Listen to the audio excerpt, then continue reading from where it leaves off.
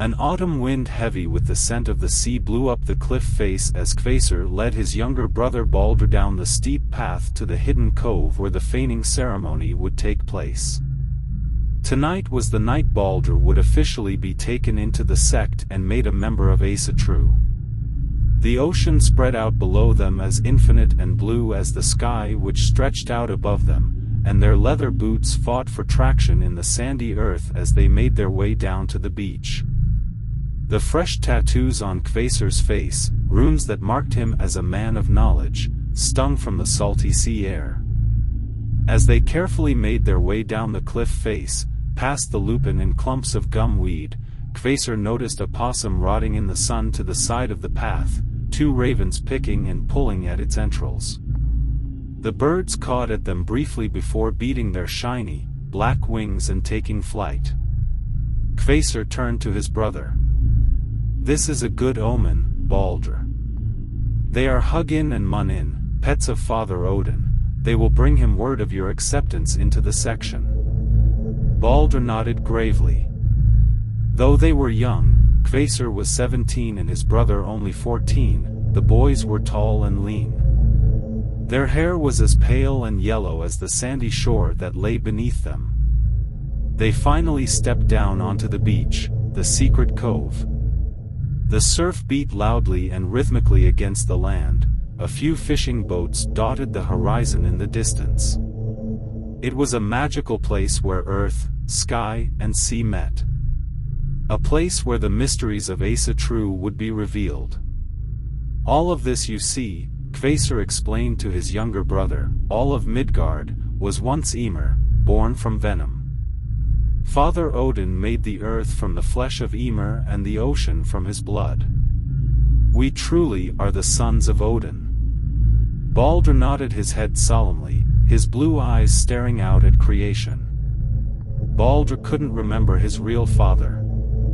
His earthly father who had left over a decade ago on a voyage and never returned, dead nearly 12 years now. Kvasir could remember him in a foggy and nondescript way, a memory of a memory. He could remember the dirty caterpillar baseball hat he always wore, the scent of menthol cigarettes and liquor. The funny drink he made, Seagram 7 and Mountain Dew, how he called it a hillbilly highball. Kvasir could remember being held on his lap and cradled in his strong arms, back when Kvasir's name was Tommy. He could remember his father telling him tales of his travels as a long-distance truck driver. The voyages to distant lands. Places with exotic names like Kentucky and Mississippi. He would tell him tales of a great salt lake and mountains that stretched up a mile into the sky. And Tommy would curl up, pressing himself against his father's big barrel chest, feeling safe and loved, and drift off to sleep. His little brother, then known as Johnny, gazing over the edge of the bassinet at them, eyes wide in wonder. Now it seemed a time before time. A dream nearly forgotten. It was still early and the rest of the sect would not arrive on the beach until the sun had set. It was October 9th, Leif Erikson Day, an auspicious and important day. Kvasir sat his brother in the sand and explained the importance of this day. "You see, brother, most of the world thinks that Christopher Columbus was the first European to find this great land where we dwell. But that is a lie. Leif Erikson was here 500 years before Columbus. They tell you this lie because Columbus was Catholic and a worshipper of Jesus, the King of the Jews, while Erikson was a worshipper of Odin. It is important that we remember that Jesus was from Israel. He was not European like us. Now all of our great people worship a foreigner from the Middle East. That is why we burned those churches down. That is why we will burn down more churches. You understand this, right? You understand our mission?" Baldur nodded his head. "I understand, brother." Kvasir had discovered Asatru less than a year ago. He had been 17 and a hardcore black metal fan. He wore the uniform of the black overcoat, the bullet belt and spiked wristbands. He dyed his hair black and wore corpse paint, white and black makeup to make himself look dead. Often he used his own blood to adorn his forehead with an inverted cross. He loved the early Norwegian bands like Dark Throne and Burzum. The grinding guitar and bellowed vocals. He kept a poster from the bootleg album Dawn of the Black Hearts above his bed. It was a grisly photograph of the singer dead after he had shot himself in the head. At night, when he heard his mother stumble into their trailer, drunk from a night at the bars, the sounds of her fucking some stranger reverberating through the thin walls, he would stare at that poster, focusing on the bright red of the blood and the bits of bone and hair, and wonder what death was really like. But everything had changed the night he saw Ragnarok play. It was at a party held at a house deep in the redwoods, out by Honeydew. They were really more of a crust band than a black metal band. But they played with such fury and power that they transcended genre entirely. They were a cacophony of noise that praised the old gods and mocked Christianity as a lie. The lead singer Girskogul was a beautiful girl with runes tattooed across her face, proclaiming her a Valkyrie, literally a chooser of the slain. The sides of her head were shaven bald, but the rest of her hair was made up of long dreadlocks that fell down past her waist, adorned with the skulls of hawks and other tiny creatures, bits of fur, leather and bone. She would shriek battle cries while her partner Gungnir, a huge man with long brown hair and a massive beard, would shred tremolo lines on his black Gibson SG. They had two drummers, Skuld and Skogul, who played standing, beating out rhythms on homemade drums that hung from ropes. Kvaser, or Tommy as he was still known at the time, was in awe of them. They were the real deal, what he had been searching for. He made it a point to find out whenever they played and to make it to the show at all costs. A pilgrimage of sorts. Their shows were more like tribal gatherings than a concert, drawing Odin worshippers from throughout the Pacific Northwest. They would play in the woods, at campgrounds, or old hippie communes. They made their own clothes, often out of leather they had tanned themselves from roadkill. They wore furry vests, tight pants, leather gauntlets, and all of them had large Bowie knives hanging off of their belts. They accepted him and were kind to him, saying they were honored that he came to all of their performances. They taught him that inverted crosses were an affirmation of Christianity. That worshipping Satan just gave more power to churches and worshippers of the Jew Jesus. They taught him about the gods of old. The Norse and Germanic gods, Odin, Freya, Frigg and Baldur. They first brought him into the fold when they were preparing their new CD for sale. They wanted an oak leaf and a bit of moss in each one, and Tommy was given the job of gathering leaves and moss and putting them in each of the 2000 CDs. He did his job well and was given a new name, Kvaser. And they marked his face with runes proclaiming him to be a wise one. A change overcame him. He no longer thought of death and the devil anymore. He felt positive and full of life. He took down the black and white posters of the Norwegian black metal bands and replaced them with colorful images of nature and the gods of his new religion. He began to gain a respect for the concept of family. He grew kinder to his mother and helped her by keeping their tiny trailer clean, and he introduced his little brother to the world of Asatru. With his father gone, he came to see that it was his responsibility to raise his brother, whom he had shown nothing but spite and indifference to earlier. He told the tribe how he wanted to bring his brother into the fold. Initiate him into the wonders of Asatru. At first they all balked. He was too young. He couldn't be trusted with their secrets. Kvaser was the youngest of their sect and they couldn't have any members younger than him. But he had remained firm in his resolve to have his brother made a part of the tribe, and they had finally relented and agreed. Tonight it would be made official. Kvaser and his little brother watched the sun slip down into the ocean, a brilliant red. The sky then slowly grew from amber to indigo, and stars began to dot the heavens.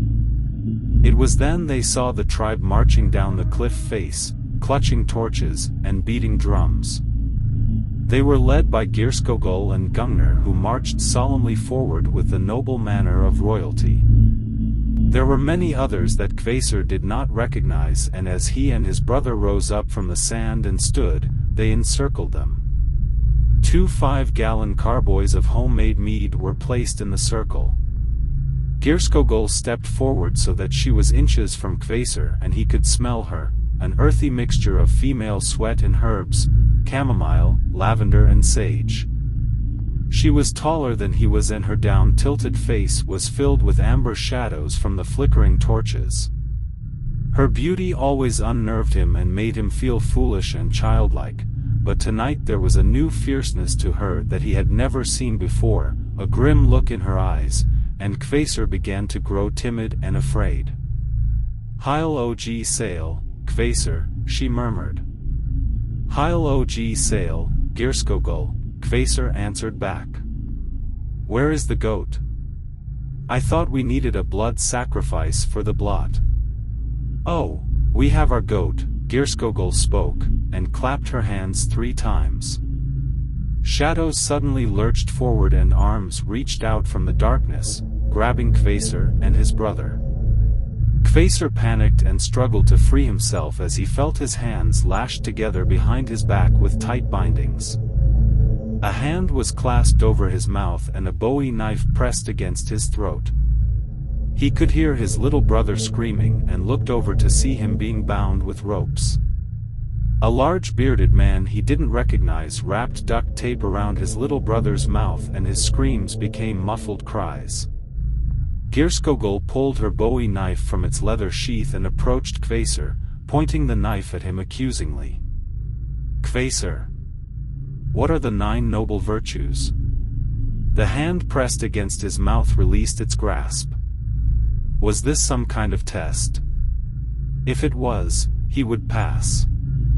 He was Kvaser, the wise one. Girskogul, chooser of the slain, the 9 noble virtues as stated in the Havamal are courage, truth, honor, fidelity, discipline, hospitality, self-reliance, industriousness, and perseverance.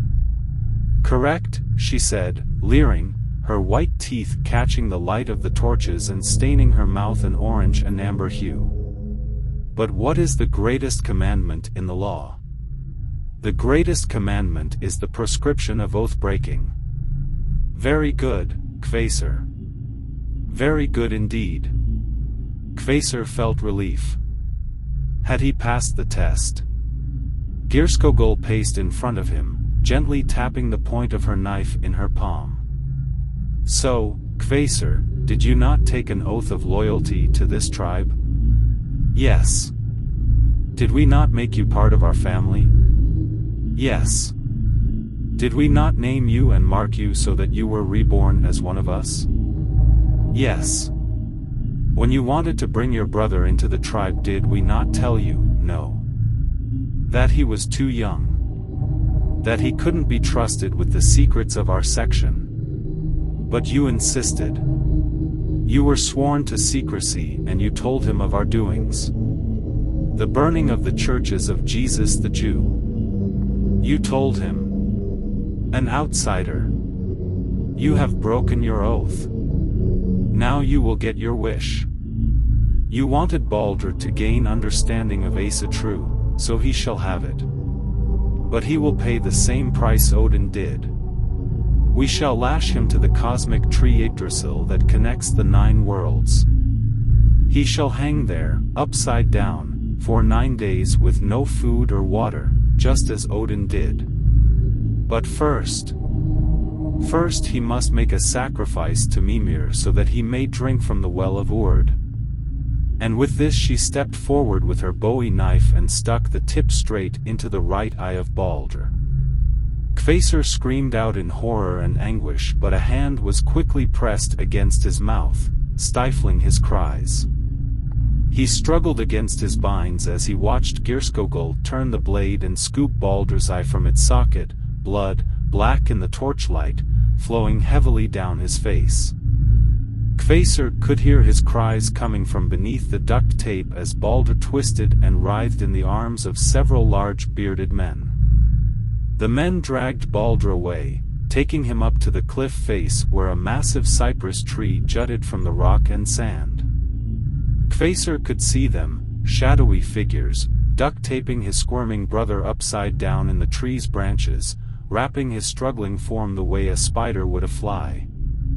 As for you, Kvaser, so wise. Since there are no questions you cannot answer, your sacrifice will be to the mead of poetry, so that the tribe may drink of it and share in your knowledge. He felt himself quickly lifted up off the ground so that he hung suspended above the carboys of mead, and the last thing he saw was Geirskogul's knife blade as it passed along his throat. Blood poured out from the gash, splashing over and into the carboys, mixing with the mead, a dark crimson rose blooming in the pale yellow liquid as Kvaser's life slipped away from him. Gunnar stepped into the circle with an ornamental goblet wrapped in leather.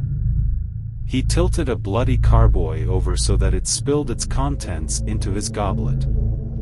He raised the vessel into the air above his head, and shouted, "Let the sumbel begin.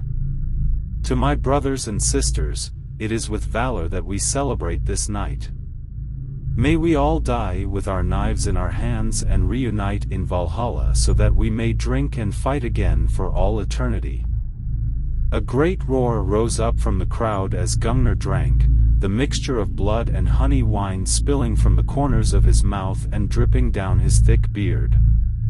The others surged forward to fill their cups and make glorious toasts, to swear their allegiance to the Norse gods of olden days as Kvaser's body lay lifeless and still in the sand and his brother squirmed in the distance, crucified, upside down, to the cosmic tree that connects the 9 worlds.